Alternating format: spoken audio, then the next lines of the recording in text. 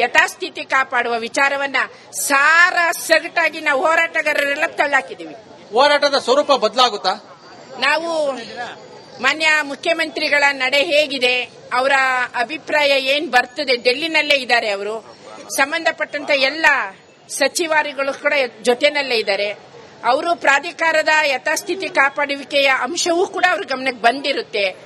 ಈಗ ನಮ್ಮ ರಾಜ್ಯದ ಮುಖ್ಯಮಂತ್ರಿಗಳು ಏನ್ ನಿಲುವು ತಗೊಳ್ತಾರೋ ತದನಂತರ ನಾವು ಹೋರಾಟಗಾರರೆಲ್ಲವೂ ಸೇರಿ ನಾವು ನಮ್ಮ ತೀರ್ಮಾನವನ್ನ ನಾವು ಕೈಗೊಳ್ತೇವೆ. ಸರ್, ಪ್ರತಿಭಟನೆ ಮುಂದಾಗಿದ್ರಿ. ರಾಜ್ಯದಲ್ಲಿ ಕುಡಿಯೋ ನೀರಿಗೂ ಸಮಸ್ಯೆ ಇದೆ. ಅಂತಹ ಪರಿಸ್ಥಿತಿಯಲ್ಲಿ ತಮಿಳುನಾಡಿಗೆ ನೀರು ಬಿಡೋಕೆ ಆದೇಶ ಆಗಿದೆ. ತಮಿಳುನಾಡಿಗೆ ಈ ಮಳೆ ಆಗದ ಹಿನ್ನೆಲೆ ನಮ್ಮ ರಾಜ್ಯದಲ್ಲಿ ನಮ್ಮ ಕಾವೇರಿ ಕೊಳದ ಇದರಲ್ಲಿ ಬಹಳ ಆಕಾರ ಆಗಿರೋದ್ರಿಂದ ತಮಿಳುನಾಡಿಗೆ ನೀರು ಬಿಡಕ್ಕೆ ಸಾಧ್ಯನೇ ಇಲ್ಲ. ಆ ದೃಷ್ಟಿಯಿಂದ ನಾವು ಕಾವೇರಿ ಪ್ರಾಧಿಕಾರಕ್ಕೆ ಧಿಕ್ಕಾರ ಹೇಳುತ್ತಾ ನಮ್ಮ ರೈತ ಪರ ಹೋರಾಟಗಳು ಇನ್ನೂ ಉಗ್ರವಾಗಿ ನಾವು ಹೋರಾಟವನ್ನ ಮಾಡೋಕೆ ಇಚ್ಛಿಸುತ್ತೇವೆ. ಸರ್, ಮುಂದಿನ ಹೋರಾಟದ ಸ್ವರೂಪ? ಸರ್, ಈಗ CWME ಏನ್ ತೀರ್ಮಾನ ತಗೊಂಡಿದೆ ಆ ತೀರ್ಮಾನಕ್ಕೆ ಸರ್ಕಾರ ಯಾವ ನಡೆಯಲ್ಲಿ ನಡೀತದೆ ಅದು ಮುಖ್ಯ. ಯಾಕೆಂದ್ರೆ ಈಗ ಮುಖ್ಯಮಂತ್ರಿ ಮತ್ತು ನೀರಾವರಿ ಸಚಿವರು ಏನವ್ರೆ ಡೆಲ್ಲಿಲೇ ಇದ್ದು ಯಾವ ರೀತಿ ತೀರ್ಪು ತಗೊಂಡು ಅವರು ತೀರ್ಮಾನ ತಗೊಂಡು ಅವರ ಮುಂದಿನ ನಡೆ ಯಾವ ರೀತಿ ಇರ್ತದೆ ಆ ನಡೆ ಆಧಾರದ ಮೇಲೆ ನಾವು ನಾಳೆ ಮೈಸೂರು ಬೆಂಗಳೂರು ಹೆದ್ದಾರಿನ ತಡೆದು ಉಗ್ರವಾದ ಪ್ರತಿಭಟನೆ ಮಾಡ್ತೀವಿ. ಸರ್, CWRC ಶಿಫಾರಸ್ ಮಾಡಿದಾಗಲೇ ಒಂದಷ್ಟು ಆತಂಕ ಹೆಚ್ಚಾಗಿತ್ತು ನಿಮ್ಗೆಲ್ಲ. ಇದೀಗ ಅದೇ ಶಿಫಾರಸ್ಸನ್ನ ಪಾಲನೆ ಮಾಡಬೇಕು ಅಂತ ಹೇಳಿ CWMA ತೀರ್ಮಾನ ನೀಡಿದೆ. CWRC ಇದೆಯಲ್ಲ ಸುಮೆ, ಅದೊಂದು ಹುಚ್ಚು ಪ್ರಾಧಿಕಾರ. ರೈತರ ಎದೆ ಮೇಲೆ ಚಪ್ಪಡಿ ಕಲ್ಲು ಹಾಸ್ಬಿಟ್ಟದೆ, ರೈತರನ್ನ ಜೀವಂತ ಸಮಾಧಿ ಮಾಡಿದೆ. ಸ್ವಾಮಿ, ನಮ್ಗೆ ಕುಡಿಕ್ ನೀರಿಲ್ಲ, ಜಾನುವಾರುಗಳ ನೀರಿಲ್ಲ, ತಮಿಳುನಾಡಿಗೆ ಹೆಂಗ್ ನೀರು ಬಿಡುಕಾದದು? ದಯಮಾಡಿ ಈ ಆದೇಶನ ಅವ್ರು ಮತ್ತೊಮ್ಮೆ ಮರುಪರಿಶೀಲನೆ ಮಾಡಲಿ, ವಾಪಸ್ ತಗೊಳ್ಳಿ.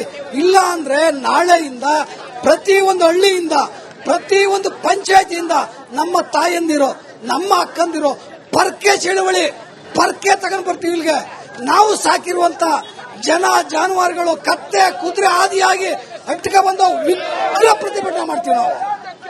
ನಾಳೆಯಿಂದ ಹೋರಾಟವನ್ನ ಮತ್ತಷ್ಟು ತೀವ್ರಗೊಳಿಸ್ತೀವಿ ಅಂತ ಹೇಳ್ತಾ ಇರುವಂತದ್ದು ದೃಶ್ಯದಲ್ಲಿ ಗಮನಿಸಬಹುದು. ಮತ್ತೆ ಪ್ರತಿಭಟನೆ ಸ್ವರೂಪ ಬದಲಾಗುತ್ತೆ ಅನ್ನೋ ಒಂದು ಎಚ್ಚರಿಕೆಯನ್ನ ಕೊಡ್ತಾ ಇರುವಂತದ್ದು. ಯಾಕೆಂದ್ರೆ ಮುಖ್ಯಮಂತ್ರಿಗಳ ನಡೆಯನ್ನ ನೋಡಿ ನಾವು ಮುಂದಿನ ಹೋರಾಟವನ್ನ ತೀರ್ಮಾನ ಮಾಡ್ತೀವಿ ಅನ್ನೋ ಒಂದು ಎಚ್ಚರಿಕೆಯನ್ನು ನೀಡಿದ್ದಾರೆ. ದೃಶ್ಯದಲ್ಲಿ ಗಮನಿಸಬಹುದು ಯಾವ ರೀತಿ ಭದ್ರತೆಯನ್ನ ನಿಯೋಜನೆ ಮಾಡಲಾಗಿದೆ ಅಂತ. ಯಾಕೆಂದ್ರೆ ಕಳೆದ 2 ದಿನಗಳಿಂದಲೇ ಆಕ್ರೋಶ ವ್ಯಕ್ತ ಆಗ್ತಾ ಇತ್ತು. CWMA ಆದೇಶ ಬಂದ ಬಳಿಕ ಮತ್ತಷ್ಟು ಆಕ್ರೋಶ ಹೆಚ್ಚಾಗುವಂತಹ ಸಾಧ್ಯತೆ ಇರೋದ್ರಿಂದ ಈಗಾಗಲೇ ಪೊಲೀಸ್ ಇಲಾಖೆ ಕೂಡ ಸಾಕಷ್ಟು ಸಿದ್ಧತೆಯನ್ನ ಮಾಡ್ಕೊಂಡಿದೆ. ಯಾವುದೇ ಕಾರಣಕ್ಕೂ ಕೂಡ ಅಹಿತಕರ ಘಟನೆಗಳು ನಡೀಬಾರದು ಅನ್ನೋ ನಿಟ್ಟಿನಲ್ಲಿ ಸಾಕಷ್ಟು ಮುಂಜಾಗ್ರತಾ ಕ್ರಮವನ್ನು ಕೈಗೊಂಡಿರುವಂತದ್ದು. ಅದರ ಜೊತೆಗೆ ನಾಳೆ ಬಿಜೆಪಿ ರಾಜ್ಯಾಧ್ಯಕ್ಷ ಹಾಗೂ ವಿಪಕ್ಷ ನಾಯಕರ ನೇತೃತ್ವದಲ್ಲಿ KRSಗೆ ಮುತ್ತಿಗೆ ಹಾಕುವ ಹಿನ್ನೆಲೆಯಲ್ಲಿ ನಾಳೆಯೂ ಕೂಡ ಒಂದಷ್ಟು ಪ್ರತಿಭಟನೆಗಳು ಹೆಚ್ಚಾಗ್ತವೆ. ಅದರ ಜೊತೆಗೆ ಪೊಲೀಸ್ ಇಲಾಖೆ ಕೂಡ ಸಾಕಷ್ಟು ಸನ್ನದ್ಧ ಆಗಿದೆ ಅಂತ ಹೇಳ್ಬೋದು. ಪ್ರವೀಣ್, ಓಕೆ, ಹಾಗೆ ಸಂಪರ್ಕದಲ್ಲಿರಿ. ಕಾವೇರಿ ವಿಚಾರದಲ್ಲಿ ಹಾಗಾದ್ರೆ ಕರ್ನಾಟಕದ ಮುಂದಿನ ದಾರಿ ಏನು? CWMA ಆದೇಶವನ್ನ ಪ್ರಶ್ನಿಸೋದಕ್ಕೆ ರಾಜ್ಯಕ್ಕೆ ಅವಕಾಶ ಇದೆಯಾ? ಆದೇಶ ಪ್ರಶ್ನಿಸಿ ಸುಪ್ರೀಂ ಕೋರ್ಟ್ ಮೆಟ್ಟಿಲೇರಬಹುದು ಅಂತ ಹೇಳಲಾಗ್ತಾ ಇದೆ. ಸುಪ್ರೀಂನಲ್ಲಿ ನೀರಿನ ಭದ್ರತೆ ಅಂಕಿಅಂಶ ಸಮೇತ ವಾದ ಮಂಡನೆ ಮಾಡಬೇಕಾಗತ್ತೆ ಬಹುಶಃ. ಕಾವೇರಿ ವಿಚಾರದಲ್ಲಿ ಹಾಗಾದ್ರೆ ಕರ್ನಾಟಕ ಯಾವ ನಿಲುವನ್ನ ತೆಗೆದುಕೊಳ್ಳುತ್ತೆ? ಮುಂದಿನ ನಡೆ ಏನು? ಮುಂದಿನ ಹೆಜ್ಜೆ ಏನು? ದೆಹಲಿಯಲ್ಲಿರ್ತಕ್ಕಂಥ DK ಶಿವಕುಮಾರ್ ಅವರು ವಾಪಸ್ ಬರಬೇಕಾಗತ್ತೆ. ತಕ್ಷಣ ಈ ವಿಚಾರವಾಗಿ ಬಿಗಿ ನಿಲುವನ್ನ ಕೈಗೊಳ್ಳಬೇಕು ಅಂತ ಅನ್ನೋದು ರೈತರ ಆಗ್ರಹ.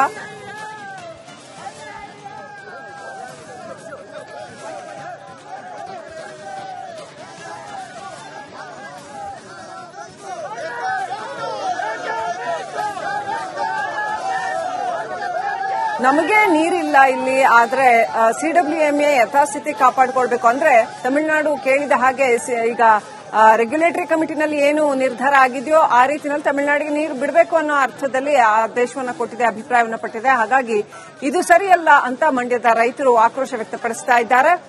ನೀರಿನ ಲಭ್ಯತೆ ಬಹಳ ಕಡಿಮೆ ಇದೆ ಅಂತ.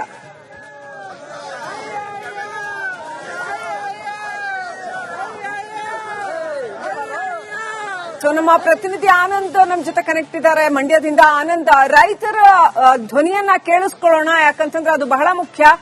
ಒಬ್ಬೊಬ್ಬರನ್ನೇ ಮಾತನಾಡಿಸ್ತಾ ಹೋಗಿ ಏನೆಲ್ಲ ಹೇಳ್ತಾರೆ ಅವರು, ಮತ್ತೆ ರಾಜ್ಯ ಸರ್ಕಾರ ಏನ್